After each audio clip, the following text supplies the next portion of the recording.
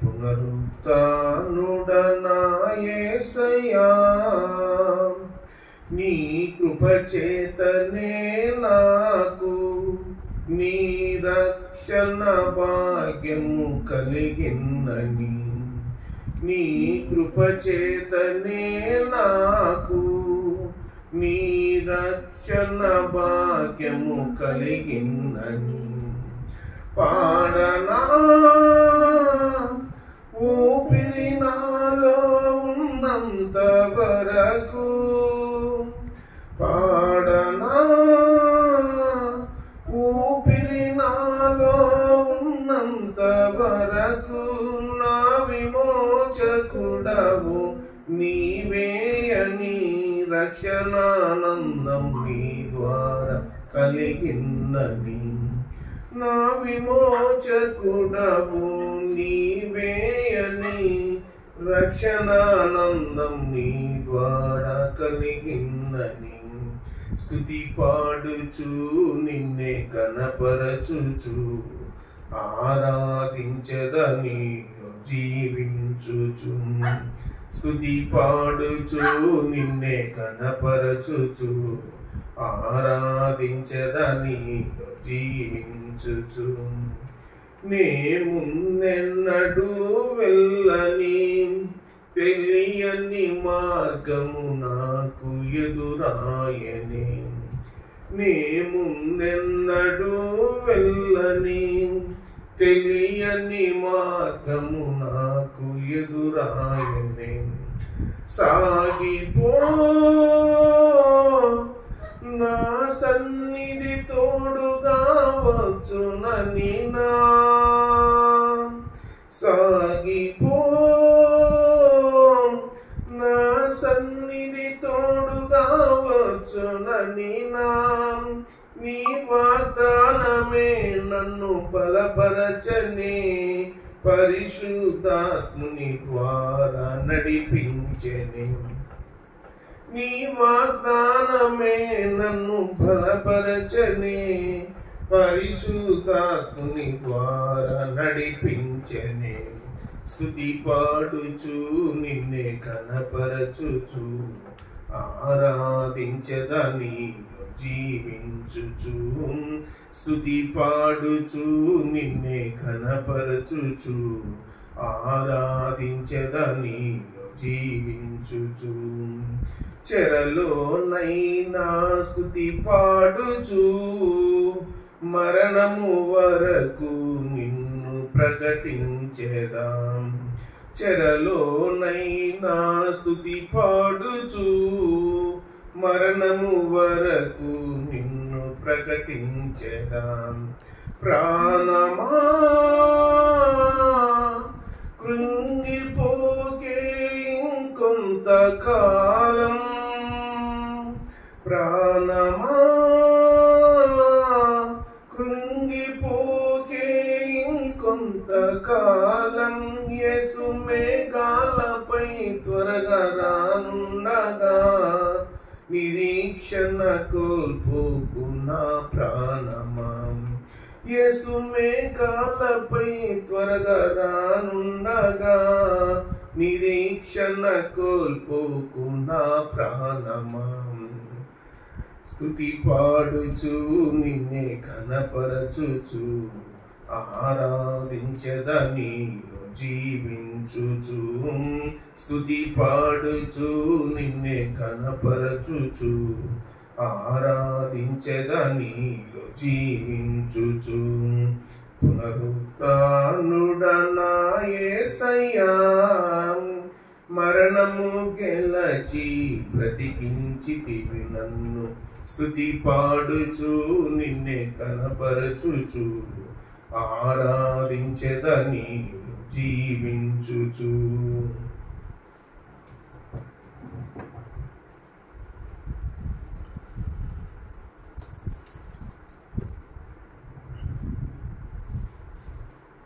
దేవుని పరిశుద్ధ గ్రంథము నుండి రాజులు మొదటి గ్రంథము 18వ అధ్యాయం. రాజులు మొదటి గ్రంథము 18వ అధ్యాయము 17వ వచనం చదువుకుందాం. ఆహాబు ఏలియాను చూచి, ఇశ్రాయేలు వారిని శ్రమ పెట్టువాడవు నీవే కావాయని అతనితో అనగా, అతడు నేను కాను, యెహోవా ఆజ్ఞను కైకొనక బయలుదేవతలను అనుసరించుచు నీవును నీ తండ్రి ఇంటి వారును ఇశ్రాయేలు వారిని శ్రమ పెట్టువారై ఉన్నారు. అయితే ఇప్పుడు నువ్వు ఇశ్రాయేలు వారిని యెజెబెలు పోషించిన బయలుదేవత ప్రవక్తలు 420 మందిని, అషేరాదేవి ప్రవక్తలైన 400 మందిని నా యుద్ధకు కర్మేలు పర్వతమునకు పిలువనంపమని చెప్పాను.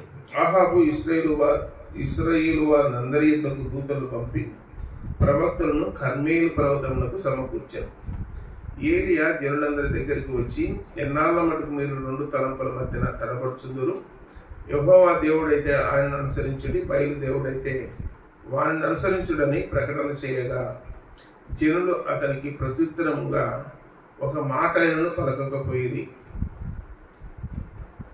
చిన్న మాట ప్రార్థన చేద్దాం. పరలోకపు తండ్రి, మహిమగల దేవ, యేసు ప్రభువా, మీ పాదాలకు స్తోత్రాలు నాయన. మా ప్రాణానికి మా జీవానికి మూలమైన రక్షకుడా, మీకు స్తోత్రం చెల్లిస్తున్నా. మమ్మల్ని ప్రేమించి సమయాన్ని దయచేసినందుకు స్తోత్రాలు.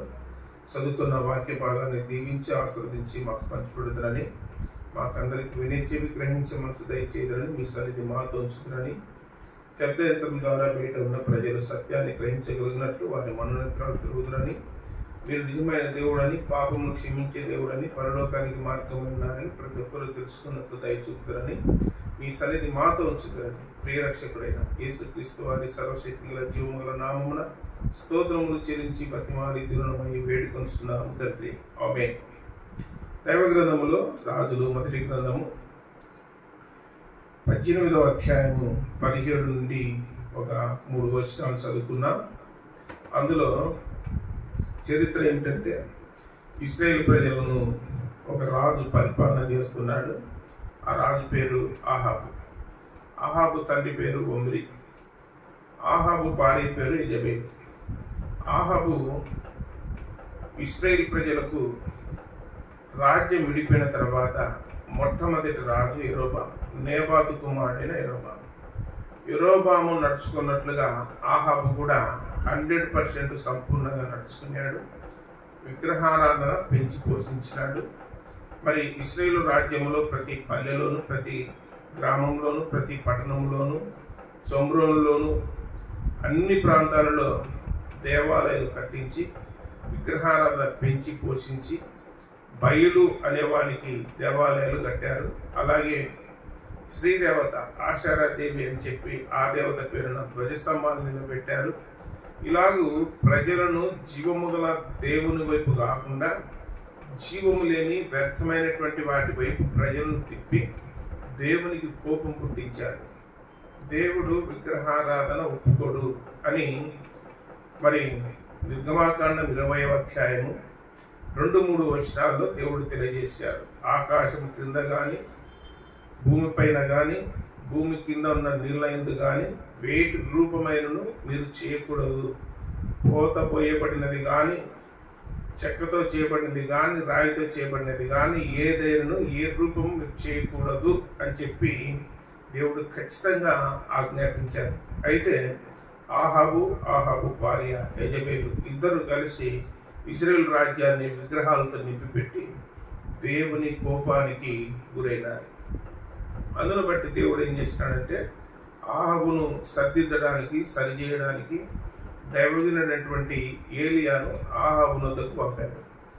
ఆ వాక్యము మొదటి రాజుల గ్రంథం 17వ అధ్యాయం 1వ వచనంలో, అంతటా గిలాదు కాపరస్తుల సంబంధియును తిష్కుడైన ఏలియా ఆహాబు వద్దకు వచ్చి, ఎవని సన్నిధిని నేను నిలబడి ఉన్నానో ఇశ్రాయేలు దేవుడైన ఆ యెహోవా జీవంతోడు నా మాట ప్రకారము గాక ఈ సంవత్సరములలో మంచైనను వర్షమైనను పడదని ప్రకటించాను. పిమ్మట యెహోవా అతనికి ప్రత్యక్షమై, నీకు ఇచ్చటి నుండి తూర్పు వైపు పోయి యోర్దానుకు ఎదురుగా ఉన్న కేరీతు వాగు దగ్గర దాగి ఉండుము.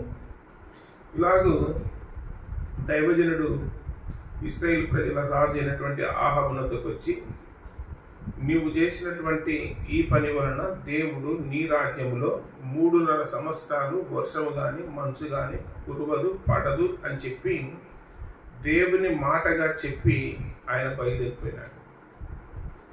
యోర్దాను నదికి అవతల దిక్కున్నటువంటి కేరీతు వాగు దగ్గర నీవు తాగి ఉండుము అని చెప్పి దావీదునికి చెప్పాడు దేవుడు. తర్వాత ఏలియా కేరీతు వాగు దగ్గరికి పోయాడు. అక్కడ కాసుగడ్డితో కూడినటువంటి ఒక పొద ఉన్నది. ఆ పొదలో ఆయన దాక్కున్నాడు. ఉదయం పూట సాయంకాలం పూట కాకోలములు రొట్టెను మాంసమును దైవజనుడైన ఏలియాకి ఇచ్చినప్పుడు వాటి ద్వారా పోషింపబడినాడు అని దైవ గ్రంథంలో రాయబడినది. ఇక్కడ ఒక చిన్న ఉపమానం చెప్తాను, దయచేసి వినండి. అదేమిటంటే బ్రిటన్ దేశంలో లండన్ నగరంలో ఒక కుటుంబము ట్యాక్సీ తోలుకుంటారు. ట్యాక్సీ డ్రైవరు, భార్య, ఒక 4 పిల్లలు ఉన్నారు. వాళ్ళు ట్యాక్సీ తోలుకుంటారు.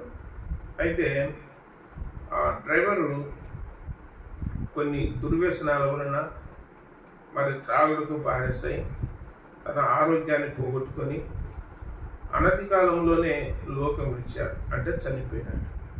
తర్వాత భార్య, పిల్లలు ఉన్నారు. వారికి పేదరికము, మరి బీదరికము, ఆహారం లేదు, సరైన వస్త్రాలు లేవు, సరైన గూడు లేదు, నీడ లేదు. మరి అలాంటి పరిస్థితులలో వారు మరి ఆ తల్లి, ఆ పిల్లలు దేవుని యందు భయం భక్తి కలిగి ఉన్నారు. దేవుడే మాకు సహాయం చేయాలి తప్ప ఏ మనుషులు సహాయం చేయలేరని చెప్పి దేవుని మీద ఆధారపడి లండన్ మహానగరంలో ఒక మారుమూల ప్రాంతంలో ఆ కుటుంబం జీవిస్తూ ఉన్నారు. ఒకరోజు పిల్లలు ఆకలి కొని అమ్మ ఆకలితా ఉంది, అమ్మ ఆకలితా ఉంది అన్నప్పుడు ఆ పిల్లలకు చెప్పింది, అందరినీ కూర్చోబెట్టుకొని చెప్పినప్పుడు ఈ సంఘటన చెప్పింది. అయ్యా, దైవ గ్రంథంలో, బైబిల్లో, పరిశుద్ధ గ్రంథంలో ఏలియా అనే దైవజనుడు ఉన్నాడు నాయన. ఆయన కేరీతు వాగు దగ్గర ఉన్నప్పుడు దేవుడు ఉదయం పూట సాయంకాలం పూట కాకోలం ద్వారా ఆహారము పంపించాడు, రొట్టె మాంసము పంపించినాడు. ఏలియా అలాగే పోషింపబడినాడు. మరి ఈ దినము మనము బ్రతకాలంటే, మీరు బ్రతకాలంటే, మనమందరం బ్రతకాలంటే ఆ ఏలియా దేవుడే మీకు కూడా కాకోలము ద్వారా ఆహారం పంపిస్తాడు. నా మాట నమ్మండి పిల్లలు అని చెప్పి ఆమె పస్తున్నది. ఆహారం లేక, నీళ్ళు లేక, వారు ఎన్ని దినములైందో, 2 దినాలైందో, వారం దినాలైందో తెలియదు. కానీ మొత్తం మీద లండన్ మహానగరంలో జరిగిన సంఘటన ఇది. అయితే వారిలో ఒక పిల్లవాడు, తెలివి వచ్చినవాడు, పెద్దవాడు ఏం చేసినాడంటే, ఒక 10 సంవత్సరాలు ఉంటాయి పిల్లవాడికి.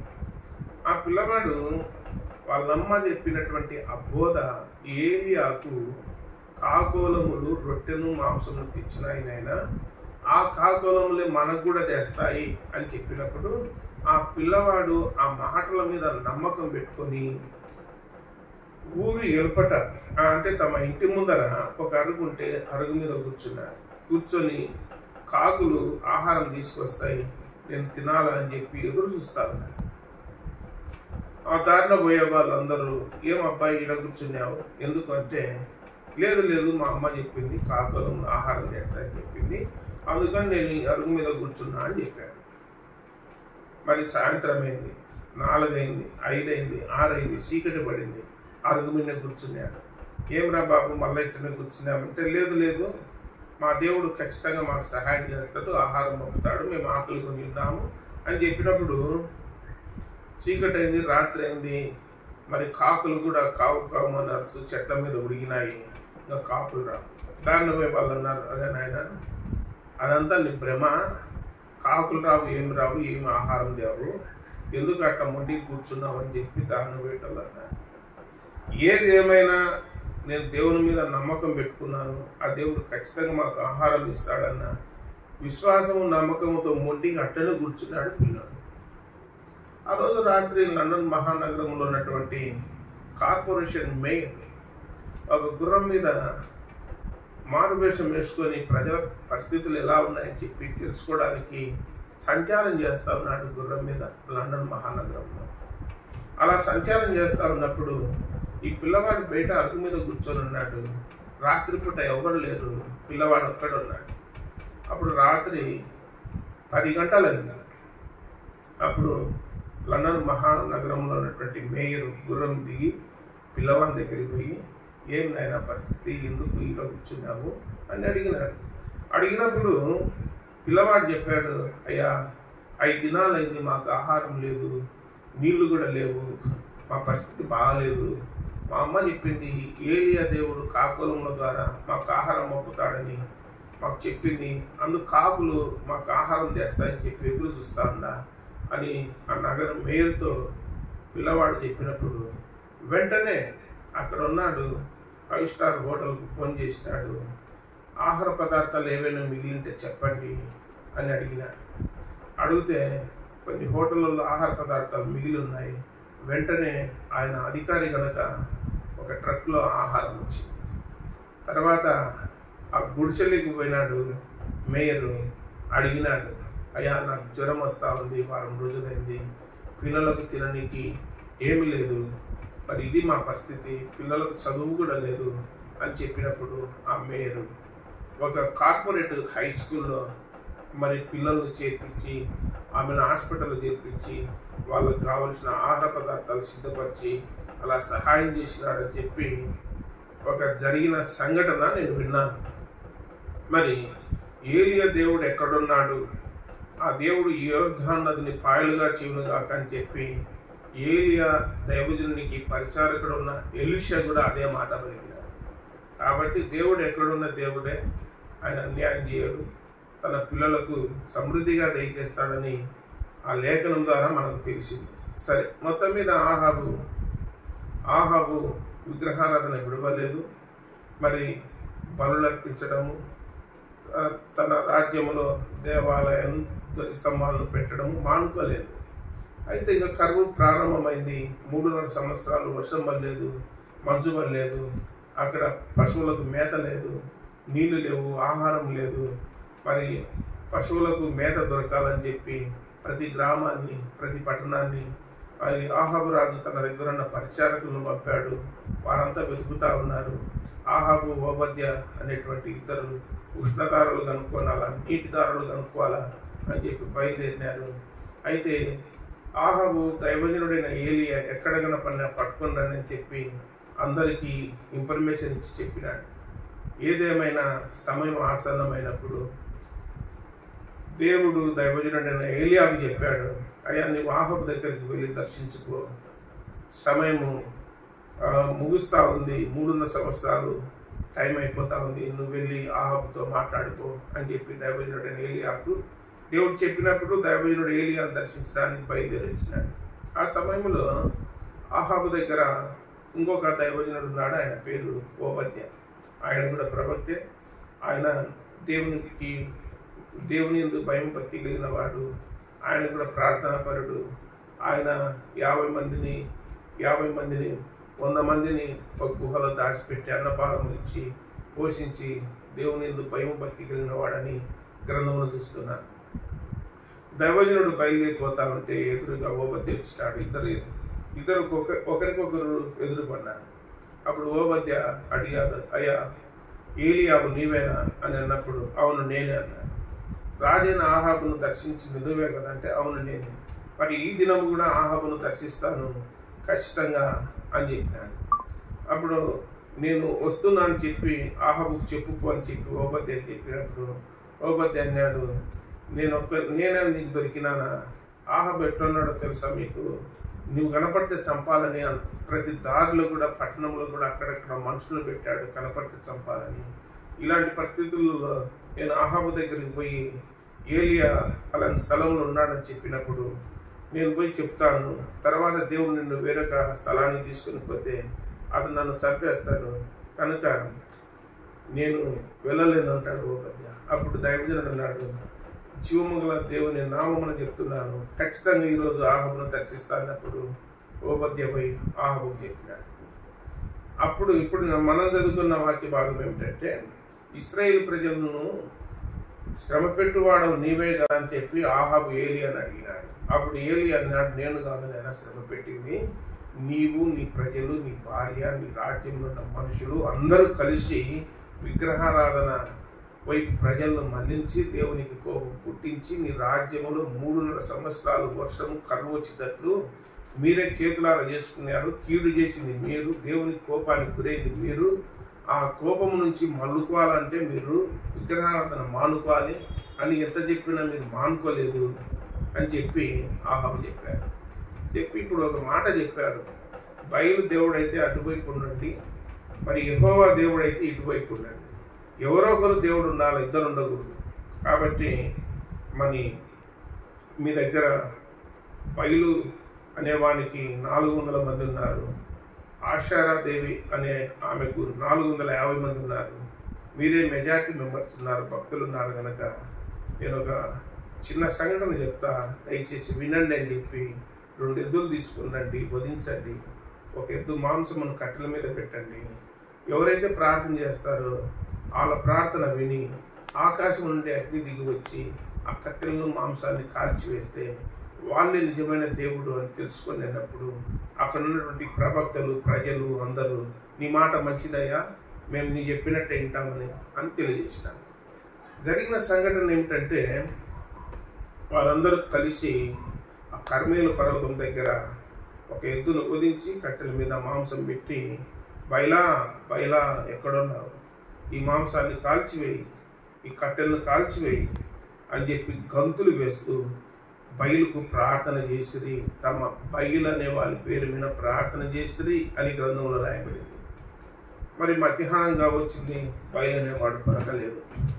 అయితే దైవజనుడు డైలీ అన్నాడు, వాడు ధ్యానం చేస్తున్నాడేమో, వాడు ప్రయాణం చేస్తున్నాడేమో, వాడు నిద్రపోతున్నాడేమో, వాడు ఆలస్యం చేస్తున్నాడేమో అనే కొద్ది బయలు ప్రవక్తలు కత్తులతో తమ శరీరాన్ని కోసుకుంటూ రక్తం కారణంతో మటుకు వారు గంతులు వేస్తూ బయలా బయలా అని చెప్పి ప్రార్థన చేసినట్లు గ్రంథంలో రాయబడింది. కానీ సాయంత్రం 5గా వచ్చింది, ఉదయం మొదలుకొని సాయంత్రం 5 వరకు మరి బయలు అనేవాడు పలకలేదు, మాట్లాడలేదు, అగ్ని రాలేదు అని వారి చేతులు ఎత్తేసినారు. కారణం ఏమిటంటే వాడు నిద్రపోతున్నాడేమో అని బైబిల్లో ఉంది. మీరు ఒకసారి ఆలోచన చేయండి, ఈ భారతదేశంలో ఏ దేవాలయంలో సరే గంట అనేది పెట్టింటారు. అది ఎందుకంటే ఆ దేవాలయంలో వెళితేనే గంట కొడతారు. గంట కొట్టినారంటే మేము వచ్చినాము, భక్తులము, నిద్రపోతున్నాము, మేలుకో అని చెప్పి. ఇలా ప్రతి ఇంట్లో కూడా దేవునికి ఒక గూడు అని పెట్టింటారు. ఆ గూట్లో ఒక పటం ఉంటుంది, దాని పక్కన ఒక గంట కూడా ఉంటుంది. చాలా మంది విగ్రహారాధన చేసే వాళ్ళు ఏం చేస్తారంటే చీకట్లోనే 5 గంటలకి గంట కొడుతుంటారు.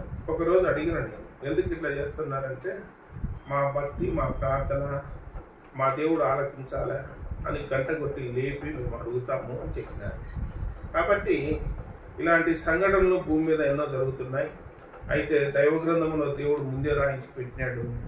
ఏలియా వంతు వచ్చింది, ఇంక మీరు పక్కకు జరగండి, నేను నా దేవుని నామమున ప్రార్థన చేస్తానని చెప్పి ఆకాశం అందున్న దేవ, భూమికి ఆకాశానికి సముద్రానికి సమస్తానికి సృష్టికర్తమైన దేవ, ఈ ప్రపంచంలో మీరు మాత్రమే దేవుడు, జీవము గలవాడు, సజీవుడు.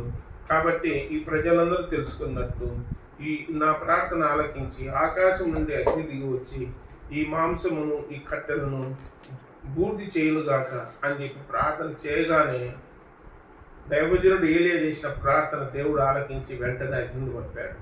అక్కడ రాయబడింది, 4 గుంతలలో 20 బిందెలు నీళ్లు పోసి పెట్టారు, కట్టెలు తట్టి పెట్టారు, మాంసం తట్టి పెట్టారు, బురద అయింది.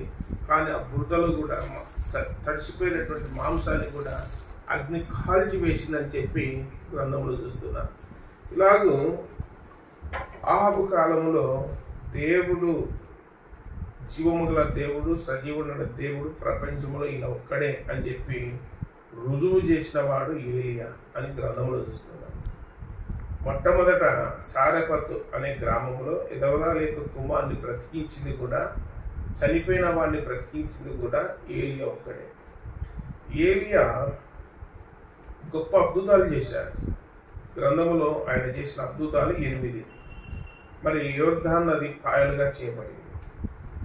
సారెపతు గ్రామంలో ఎదవరాల ఇంటిలో గంపలో ఉన్నటువంటి పట్టడి పిండి, కుండలో ఉన్న కొంచెం నూనె ఆ 3.5 సంవత్సరాలు తగ్గిపోలేదని చెప్పి గ్రంథంలో రాయబడింది.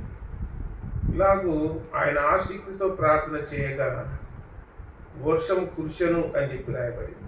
ఇలాగ ఆకాశం నుండి అగ్ని దిగి వచ్చి ఆ మాంసాన్ని కాల్చివేసినప్పుడు ఇజ్రాయేలు ప్రజలందరూ యెహోవాయే దేవుడు, యెహోవాయే దేవుడు, ఆయనే జీవము గలవాడని చెప్పి కేకలేస్తారు. అయితే అక్కడున్న బయలు ప్రవక్తలను పట్టుకొని వచ్చి కర్మేలు పర్వతం దగ్గర దైవజనుడు ఏలియా ఉదించినాడు. కాబట్టి పనివాడికి చెప్పాడు, ఈరోజు వర్షం రాబోతుంది అని చెప్పి దైవజనుడు ఏలియా ప్రార్థన చేస్తూ పనివాడికి చెప్పాడు, నువ్వు పోయి చూడుకో, సముద్రంకి వెళ్ళి చూడు మేఘం కనపడుతుందో లేదన్నప్పుడు 6 సార్లు ప్రార్థన చేసి చూడమంటే కనపడలేదు, కానీ 7వ సారి ప్రార్థన చేసి చూడమంటానే అరచేయంత మేఘము కనపడిందని చెప్పి చూస్తున్నాను. అరచేయంత మేఘం, ఇంకా ఆ అరచేయంత మేఘం ఇజ్రాయేల్ రాజ్యంలో మేఘం విస్తరించి గాలి వాన విస్తారమైన వాన వచ్చిందని చెప్పి గ్రంథంలో చూస్తున్నాను. ఆహాబు రథం మీద పరిగెత్తుకొని పోయినట్టు లేఖనాలు చూస్తున్నాం ఇజ్రాయేల్ అనే ఊరికి. మరి ఆహాబు కంటే దైవజనుడు ఏలియా ఆయన ముందుగా పరిగెత్తినట్లు లేఖనాలు నడుము కట్టుకొని ఆయన పరిగెత్తాడని చెప్పి లేఖనాలు రాయబడినాయి.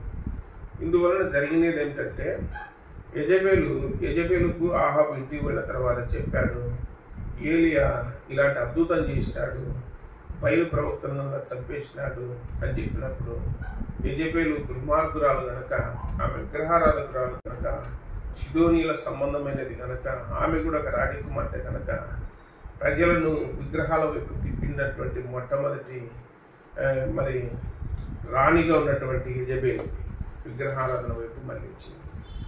ఆమె అధికారము తీసుకొని నిర్దోషైనటువంటి నాబోతు అనేటువంటి వ్యక్తిని రాళ్లతో కొట్టి చంపించినటువంటి వ్యక్తి ఆమె అన్నది దుర్మార్గురాలు కనుక రేపు సాయంకాలం లోపల దైవజనుడు ఏలియా యొక్క కళ అతని మీద ఉంటే దేవుడు నాకు గొప్ప అపాయం కలుగజేయునుగా కానీ శబ్దం చేసినప్పుడు దైవజనుడు ఇజ్రాయేల్ ఊరి నుండి పారిపోయి ఒక యూదయ ప్రాంతానికి వెళ్ళి అక్కడ ఒక బదరి వృక్షం కింద పరుండున్నాడని చెప్పి లేఖనాలు చూస్తున్నారు. ఈ విధంగా పరుండినప్పుడు ఒక దేవదూత పరలోకం నుండి వచ్చి ఏలియాను తట్టి లేపి నిప్పుల మీద కాల్చబడినటువంటి అప్పము మాంసం తెచ్చి అతనికి పెట్టినప్పుడు ఆ భోజనము అప్పము తిని నిద్రపోయినాడు. సాయంకాలం మరలా దేవదూత ప్రత్యక్షమై మరి అప్పం మీద కాల్చబడిన మాంసము అప్పము తీసుకొచ్చి ఇచ్చినప్పుడు ఆ భోజన బలము చేత 40 రాత్రులు పగుళ్ళు మరి హోరేబు పర్వతము, దేవుని పర్వతము హోరేబు పర్వతం అన్న ప్రాంతానికి వెళ్ళి అక్కడ గుహలో నివాసం చేసినట్లు లేఖనాల్లో రాయబడినది. ఈ విషయాలన్నీ పరిశుద్ధ గ్రంథంలో చాలా స్పష్టంగా రాయబడ్డాయి. మీకు ముఖ్యంగా తెలియజేయడం ఏంటంటే ఎవరు దేవుడు? యెహోవా దేవుడైతే ఇటుపక్క రండి, బయలు దేవుడైతే అటుపక్క రండి. భారతదేశంలో 140 కోట్ల మంది ప్రజలు ఉన్నారు. ఇందులో ఒక సర్వే ప్రకారం తెలియదు ఏంటంటే 2 కోట్ల మంది మాత్రమే క్రైస్తవులు ఉన్నారు, 138 కోట్ల మంది దేవుణ్ణి ఎరగని వారే ఉన్నారు అని చెప్పి ఒక సర్వే తెలిసింది. కాబట్టి మెజారిటీ మెంబర్స్ ఎంతమంది ఉన్నా మొత్తం రాజ్యంలో ఉండగానే దేవుడు ఒక్కడే. దేవుని పక్షాన దైవజనుడు ఏలియా ఒక్కడే నిలబడినాడు. ప్రపంచానికి జీవముగల దేవుడు యెహోవా అని చెప్పి రుజువు చేశాడు. అపొస్తలుల కార్యములు 14వ అధ్యాయంలో ఒక సంఘటన రాయబడింది. అక్కడ రాయబడిన మాట ఏమిటంటే, వ్యర్థమైన వాటిని జీవము లేని వాటిని విడిచిపెట్టి జీవము గల దేవుని వైపు తిరగవలనని మేము శిలువ వేయబడిన క్రీస్తుని మీ మధ్యన ప్రకటిస్తున్నాము, పునరుత్థానుడైన యేసుక్రీస్తుని మీ మధ్య ప్రకటిస్తున్నామని చెప్పి దైవజనుడు పౌలు తెలియజేశాడు. కాబట్టి లోకములో జీవము గల దేవుడు ఎవరంటే ప్రభు అయిన యేసుక్రీస్తు ఒక్కడే. దేవుడు ఒక్కడే, దేవునికి నరులకు మధ్యవర్తి ఒక్కడే, ఆయనే క్రీస్తున్నారు. మధ్యవర్తి ఎవరికి మధ్యవర్తి కాడు, దేవుడు ఒక్కడే మధ్యవర్తి అని గ్రంథంలో రాయబడినది. కాబట్టి ఆదియందు వాక్యం ఉండెను, వాక్యం దేవుని యందు ఉండెను, వాక్యమే దేవుడై ఉండెను, ఆ వాక్యము శరీరధారిగా కృపా సత్య సంపూర్ణుడుగా మన మధ్య నివసించను అని చెప్పి లేఖనాల్లో తెలియజేస్తున్నాను. తీతు పత్రిక 2వ అధ్యాయము 13వ వచనంలో ఇలాగ రాయబడినది, మహాదేవుడు మన ప్రభువును రక్షకుడైన యేసుక్రీస్తు అని రాయబడింది. మొదటి యోహాను పత్రిక 5వ అధ్యాయం 20వ వచనంలో ఈయన నిజమైన దేవుడు నిత్యజీవమునై ఉన్నాడు అని రాయబడినది. రోమపత్రిక 9:5లో ఈయన సర్వాధికారిని దేవుడండి నిరంతరం స్తోత్రార్హుడై ఉన్నాడని చెప్పి లేఖనాల్లో రాయబడినది. కాబట్టి వారు దేవుని చేత బోధించబడుదురు అని చెప్పి యోహాను సువార్త 5వ అధ్యాయంలో రాయబడినది. కాబట్టి ప్రేమైన ప్రజలారా, యేసుక్రీస్తే నిజమైన దేవుడు, పాపాలు క్షమించే దేవుడు, పరలోకానికి మార్గమైన దేవుడు, ఆయన తప్ప వేరొక దారి లేదు అని దైవగ్రంథం తెలియజేస్తారు. దయచేసి మీరందరూ ప్రభు అయిన యేసుక్రీస్తున్న విశ్వాసం ఉంచి దేవుని పిల్లలై నరకాన్ని తప్పించుకొని పరలోక రాజ్యానికి వారసులు కావాలని ప్రేమతో తెలియజేయుచున్నారు.